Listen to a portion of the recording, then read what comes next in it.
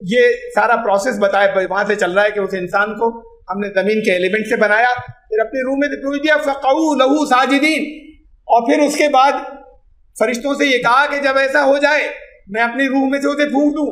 اب اپنی روح میں سے میں نے جس کے اندر پھونکا ہے وہ تمہیں اس کے آگے سجدہ کرنا ہے۔ اس سے بڑے کنفیوز ہوتے ہیں لوگ، پھر طرح طرح کی باتیں نکالتے ہیں۔ سجدہ اللہ کے سوا تو کسی کو کیا نہیں جا سکتا، اس وقت کے سوا کسی کے آگے۔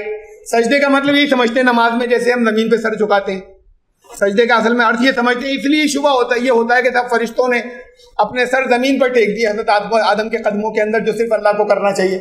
اب اس سے طرح طرح کے نہیں وہ پھر یہ تب کا قصہ ہے، اور پہلی شریعتوں میں جائز تھا اور کیا تھا، اور قرآن میں ہے وَالنَّجْمُ وَالشَّجَرُ يَسْجُدَانِ، یہ تارے سجدے کر رہے ہیں، یہ پیڑ سجدے کر رہے ہیں، تو یہ تارے کبھی آپ کو کوئی اپنے مادہ زمین پر ٹکاتے ہوئے نظر آتے ہیں؟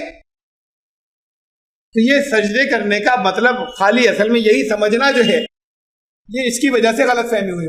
فرشتوں کے سجدے کا مطلب یہ ہو کہ فرشتوں کے بھی کوئی ماتھے جو انہوں نے زمین پر ٹیکے تھے کہ وہ اللہ کے، ان کو اپنا ان کے کوئی بندے بن گئے تھے فرشتے آتا تھا، اس کے لیے تمہیں سجدے میں گر جانا ہوگا۔ اس کے لیے دیکھیے میں ایک ڈکشنری میں سے جو کہ اردو میں ہے میں پڑھ کے سنا دیتا ہوں، میں نے کاپی کی، ہندی نقل کرنا بڑا لمبی بات تھی۔ یہ پرانی ڈکشنری جو بہت پرانی، جہاں پہ اوریجنل معنی ہوتے ہیں، انہوں نے سجدے کے بارے میں کیا کیا لکھا ہے، امام راغب کی سجدے کا مطلب یہ وہاں سے میں نے کاپی کیا ہے اور اردو ٹرانسلیشن ہے، میں پڑھے دیتا ہوں۔ السجود، اور میں اردو مشکل ہے میں اس کو کرتا جاؤں گا آسان، کیونکہ اصل معنی فروتنی اور عاجزی کرنے کے ہیں۔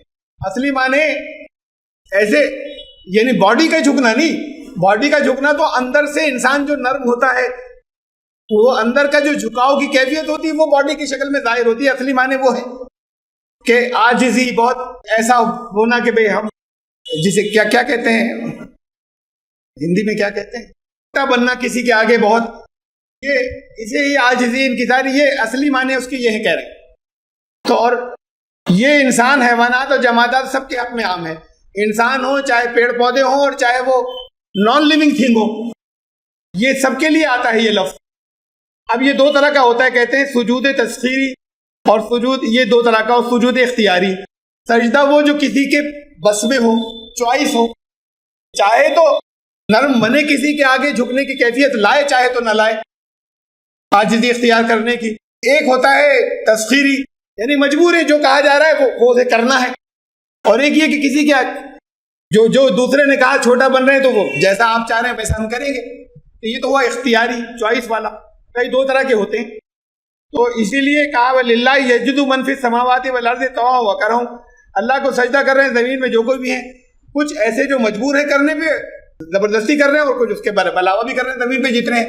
تو جو جاندار نہیں ہے وہ اللہ کی جو ایسا اللہ نے چاہا وہی کر رہے ہیں، اسی کو سر جھکانا کہتے ہیں، یعنی حکم کی تابعداری کرنا، عمل کرنا، جیسا اس نے چاہا وہ کرتے چلے جانا، اصل میں اسے سجدہ کہتے ہیں۔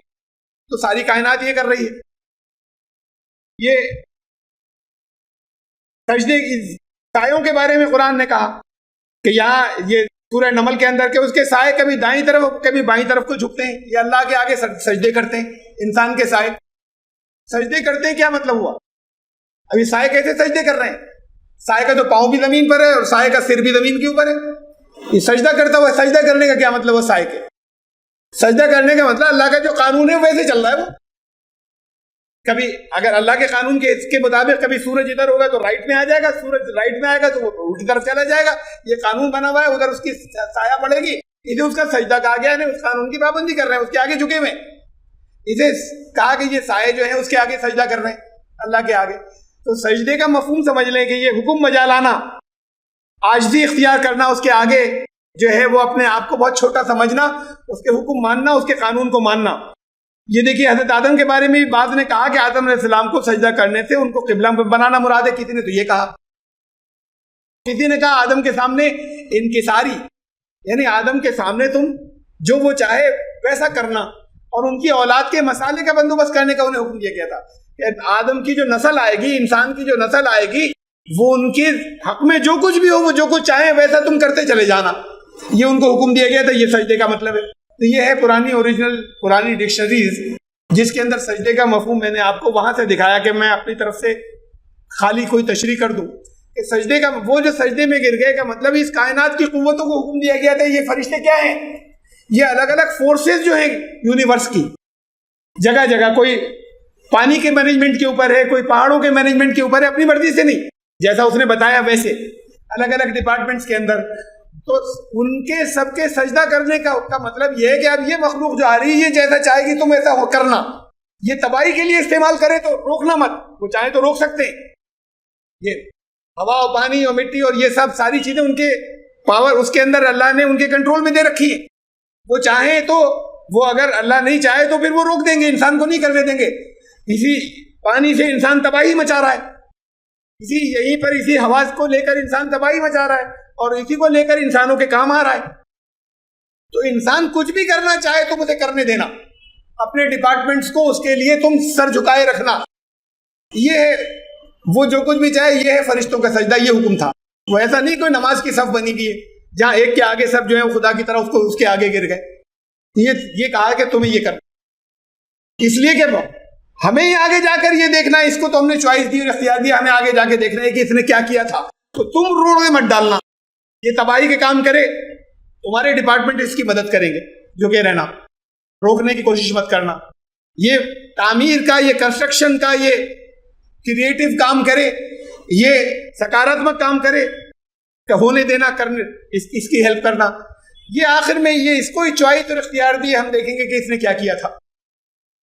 یہ تھا سجدے کا مطلب کہ ساری فورسز سے جو کائنات کی قوتیں ہیں، جو برہمانڈ کی الگ الگ شکتیاں ہیں، ان شکتیوں کے اوپر جو فرشتے مقرر ہیں ان کو یہ حکم دیا تھا کہ تمہارے ڈپارٹمنٹس، تمہارے انڈر میں جتنی شکتیاں ہیں وہ انسان اچھا چاہے یا برا چاہے اس کے آگے جھکی رہیں گی اور اس کی مدد کرتی رہیں گی. اس کے کام میں رکاوٹ نہیں ڈالیں گی، اس کے کرنے کے اندر مانے نہیں ہوں گی. یہ تھا سجدہ. تو ان سے کہا تھا کہ سجدے میں گر جانا. تو پھر یہی ہوا کہ انسان کے آگے انہوں نے سجدہ کیا. کا مطلب یہ فائنل ہو گیا کہ اب ہم نے ہماری ساری فورسز جو انسان چاہے گا ویسے ہی کریں گی، ہماری کائنات کی جتنی قوتیں ہیں. لیکن ایک تھا جس نے منع کیا، ابلیس تھا. وہ ابا، اس نے انکار کیا. یکون مع الساجدین، وہ سجدہ کرنے سے اس نے انکار کیا. اس نے کہا میں کوآپریٹ نہیں کر سکتا، میرے پاس جتنی پاور یا قوت ہے اس کے ساتھ میں سرنڈر نہیں کر سکتا، میں کوآپریٹ نہیں کر سکتا، میں اس کے آگے سرنڈر نہیں کروں گا. یہ سرنڈر کرنا، اپنی ول کو سرنڈر، سر تسلیم خم کر دینا، یہ سجدے کا مطلب. ایک نے کہا کہ میں نہیں کر سکتا.